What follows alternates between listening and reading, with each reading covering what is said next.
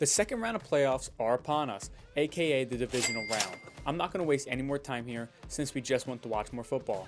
So here are the ways each team can win and my predictions, starting with the Philadelphia Eagles versus the New York Giants. These NFC East teams faced off 2 times in the regular season and the Giants lost both of those games. One of them was a complete blowout and the other one was a meaningless game with no starters in for the Giants.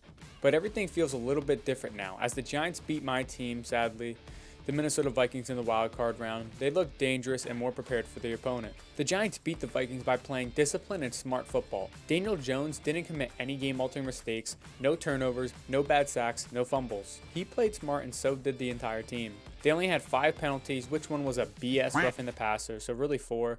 The Giants all season were the most efficient tackling unit in the NFL, and it didn't change in this game as the Giants only missed 3 tackles in this game. But as we know, beating the Eagles is a much larger task to accomplish as they have not 1 but 2 elite wide receivers, a good tight end, the best offensive line in football, one of the best defenses in the NFL, and Jalen Hurts. That's a lot to overcome, but it's possible. Daniel Jones has to most likely rely more on his feet than the pass, as the Eagles secondary is leagues above the Vikings and the Giants wide receivers will not be left open for big yardage pickups. Hopefully, Mike Kafka, the offensive coordinator, and Brian Dable, the head coach, include more of those design QB running plays that we saw against the Vikings, and use some similar plays out of it to confuse the defense, a staple of Kyle Shanahan's mastermind. On defense, I think the Giants should use some of that same bracketing that they did against Justin Jefferson, as in it was either a high-low concept coverage on him or inside-outside coverage on Jefferson. It worked tremendously and only limited Justin Jefferson to short pickups of yards and let other people beat them. I think they should use that same tactic on A.J. Brown to limit the big explosive plays that he's known for and have Adoree Jackson cover Devonta Smith one-on-one. I honestly believe Adoree Jackson has the ability to hang in those one-on-one matchups. Also on long third downs, bring in more defensive backs and instead of blitzing all of them, drop them into coverage. The Giants did this against the Vikings where they would use a dime package look and just play phenomenal coverage on the receivers. Finally, going off of that, Dexter Lawrence has got to be a big part of this game. His play is essential to winning the game. If he can't win the matchup against Kelsey, Giants' main defensive weapon will go out the window since he is responsible for the majority of pressures and run stops. For the Eagles' sake, get aggressive on the defensive side of the ball. Press the Giants wide receivers and throw some cover 0 blitzes in there. The Vikings blitz horribly to where it left Saquon wide open in the flats. Horrible decision. Eagles are fortunate enough to have the best cornerback duo in the league with Slay and Bradbury, and the Giants have the worst wide receiver core left in the playoffs altogether. And I expect the Eagles secondary to have the ability to bully the Giants wide receivers and win most of the matchups, so don't overcomplicate it. Let these wide receivers try to get open and let Daniel Jones think about his decisions. On the offensive side of the ball for the Eagles, the way they dominated against the Giants to score 48 points was by running the ball.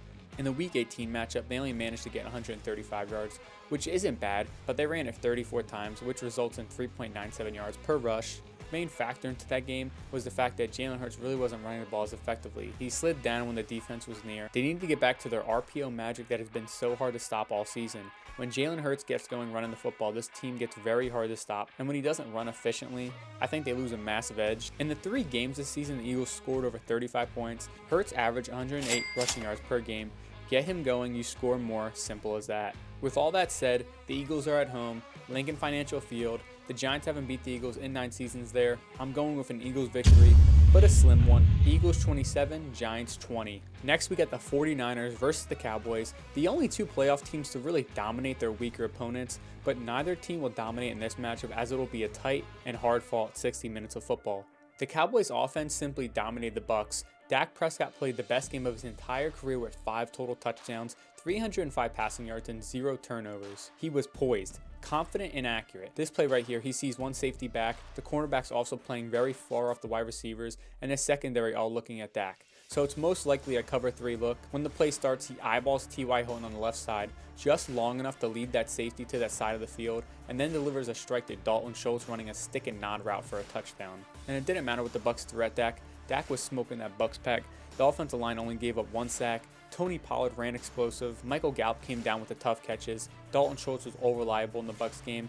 It will be 2 offensive juggernauts going at it. And the Cowboys defense was just as good as the offense, to be honest. Micah Parsons recorded 8 pressures and a sack on Brady, and the Bucs offensive line is a top 10 offensive line this year.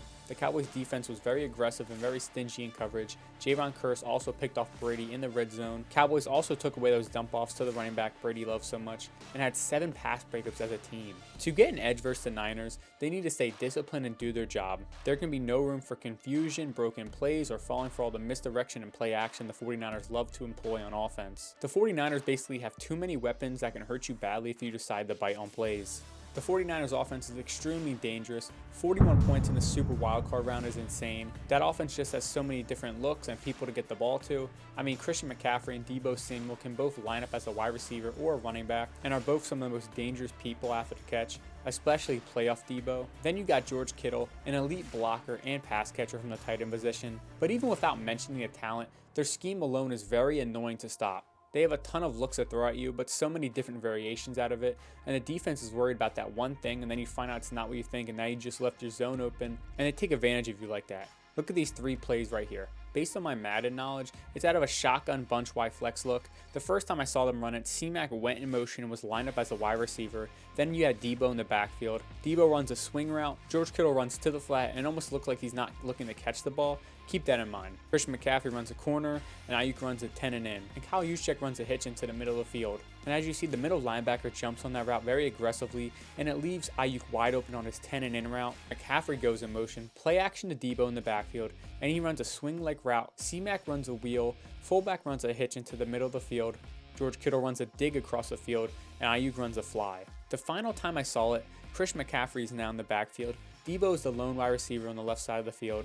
Once again, running back swing, Kittle runs to the flat, but just by watching this play a couple times, the way Kittle moves, it looks like he's waiting to block, so this play could be a designed screen to the running back on the swing. The fullback runs the corner route, and Deebo runs a 10 and in, but they ran man this time and it still doesn't work. Since this is Deebo's bread and butter, he loves those quick and breaking routes like slants and digs. What I'm trying to say is that we got 2 offensive juggernauts and 2 elite defenses with 2 edge rushers who believe they are the 2 best defensive players in the game and potential defensive player of the year winners. This will be the game of the week for me, but with all that in mind, I think the Cowboys beat San Francisco at home 31-27. Micah Parsons gets a lot of pressure on the Purdy and forces him to make a couple errors that get taken away by Trayvon Diggs at least once. Now, I know I didn't go too much in depth with the matchups. It was very bare bones on the part of the fact that I just don't have enough time to research each team and really look at the matchups and all the stats to really give me in-depth analysis.